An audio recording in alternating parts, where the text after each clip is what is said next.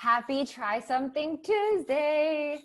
Today I'm learning from my friend Jason about how to take better pictures on my phone, but I already feel like I take pretty good pictures, so I'm interested in seeing what does he have to share that I don't already know. Okay, Jason, what can I do better with my pictures this week that could be also really fun? A lot of times you can see a really nice photo and it's intimidating because you think, man, that photographer is really good. They know exactly what they're doing. They controlled that baby, or they know No, what. they catch it at the perfect moment. No one does that. But you go in there with an idea of what you want in the end. Clean the screen first off, or clean the lens. Clean like this part, right? Yes. So I tell people that all the time. I feel like people make fun of me, but whenever I take a picture, I'm like, wait, hold on. And I wipe it with my sweater. that is the most important thing that should be obvious, but it isn't. You can fix a thumb like off on the side or whatever, but you can't fix blurry photos like that. Like you can't fix smudges. It's just Yeah. going to ruin the photo. You can't fix it. For people who want to take photos of their kids, I think the main thing that you need to focus on is take a lot of photos. You're going to take a lot. I've heard of saying that, you take 1,000 shots and you might use one. Okay. And because you're only going to frame one, or that's going to be the main one you show off.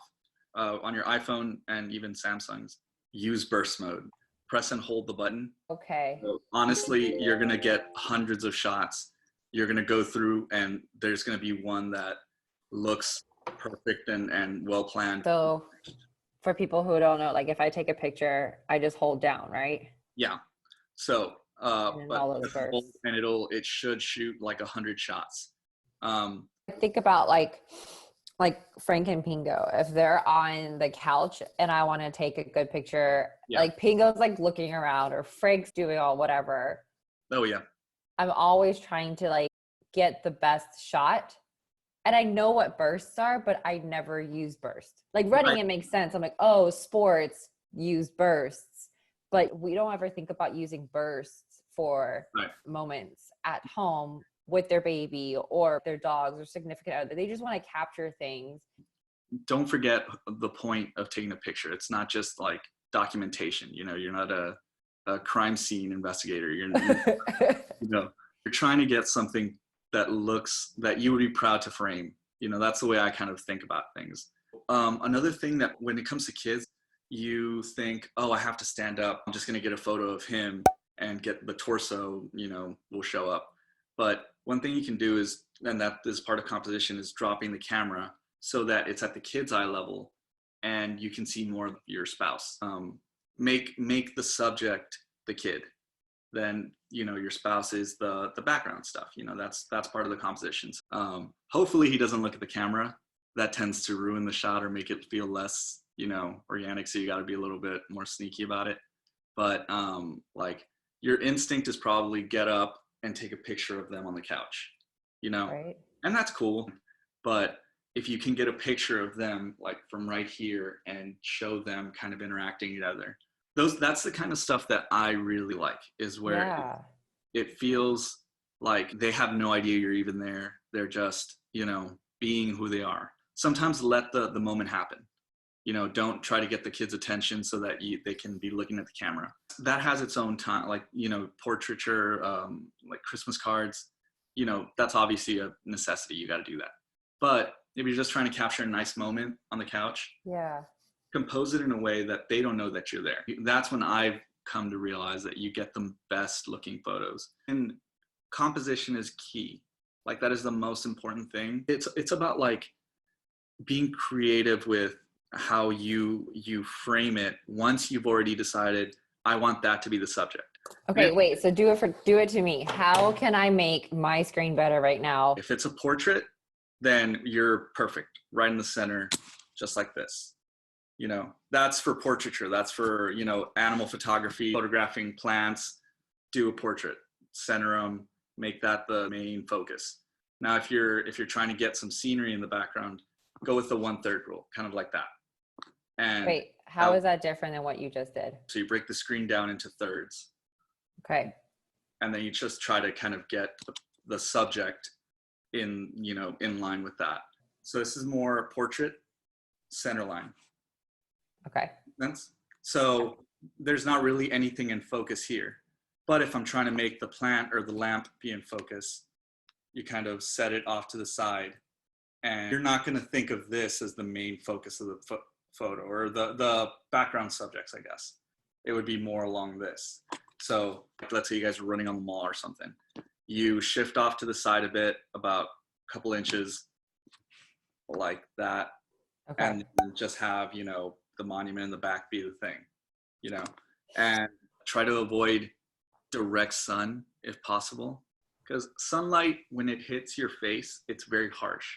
So that's another thing, going back to composition. If the sun is hitting somebody's face, that's probably too much. It's going to kill all the shadows. It's going to make them look flat.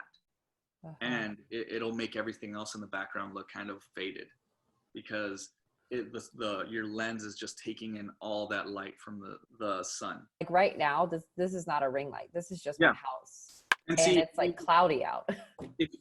Clouds actually help. It'll diffuse the light. So right now it's really. Wait, so does that mean clouds are like natural soft boxes? Yes, that's the best way to think about it. When there are clouds, like right now, you get light like this. That's kind of nice. It's diffused. It feels like a daylight bulb. That's what you're recreating. What if a rainy day is like the day you're like, oh yes, today's like picture day because it's going to be fun because we have great lighting. Oh, you're singing to the choir. So my last question is, we did a run around the embassies, the flowers and the buildings and the architecture. It's just so stunning. I feel like I'm taking really great pictures, but like if I want to elevate those, what can we be doing? You know, you don't want to take a picture that everybody else has already taken. You want to take a picture that you're like, wow, that's frameable. What do you do to make sure like this is going to be a picture of this tree, this branch, this scene that's frameable? It's all about, what do you want it to look like? Like, what do you want in the end? You want people to see how crazy tall it is? Get lower. Is it that gnarly branch? Then get in there. Is it the tree in relative to the neighborhood that's really pretty and like a nice, you know, set of row houses with the flowers? Then angle it, get back, get down, and you'll get more information. That's how you get a really pretty photo. That's what people see as like, man, I can never do that. I would definitely try taking some landscape pictures. That's where you can get like a lot more information, and it gives you more to edit later on Instagram, because I know Instagram does like little tight squares. Oh, so like, let's say you take a picture that ends up being portrait mode. Yeah. It's actually you cropping landscape photo into a portrait. Because if you crop a profile, like you're already kind of limited on this in this angle, but you're not limited on this angle. So it'll end up cropping this, but it'll also crop. Yeah. Whereas like this, you can kind of like, you're going to get more information sideways. You know, that's just the way your eyes are, the way, you know. That's really cool. I've never thought of that as an option. I always live with the mentality that one day I'm going to go back to Texas. Yeah. So one day I'm not going to see this, you know. So appreciate how a row house can, like, the only differentiation is like a line of paint or something, you know. So you can make that the focus. You know, you can step back and like put the line of paint or the brick where it, you know, is different. It changes. Like put that in the center. Put that in the center. Make that the portrait. It's like a cool thing that is very DC centric or New York or whatever. But like DC is known for that. Ooh, another tip: if you ever see anybody taking like black and white photos, that's usually because the photo was blurry. Black and white, for some reason, like will cancel out blurriness. So interesting. I just think they wanted to create a mood. No, that's I know. There's a lot of things that you do once you get better at something that you're like, you actually. Oh, they're just trying to cover it up. But it really is a cool effect. It really works. The photo that I will send you was blurry, just a smidge. Turned to black and white. And it's like, dude, super crisp. This has been so much fun. Yeah, man. Glad I could help. I feel like we super nerded out, but that was so much fun. Yeah, ultimately that's what this, I hope, helps people with. It's like, take photos, up them a little bit, and make them look a little bit nicer so that you have that really nice one that you can put on the wall and you remember every time, like, man, that was a good day. Yeah. You And know, especially like, now, like we can all do it, which is oh so yeah, cool to me. Like we can all do it with our phones because the technology is that good. We just don't know it's all there. you have everything you need in your pocket to take good pictures. Make it fun. The thing is, like, if it's not fun, don't do it. It makes me so excited because I don't know how to make what I want happen unless people like you give me tips. Yeah, I can spend this week turning my house into so many fun photography moments. Thank you so much. no problem, man. Thanks. All right. Bye. Yeah. Subscribe to this channel to see me learn something new every week.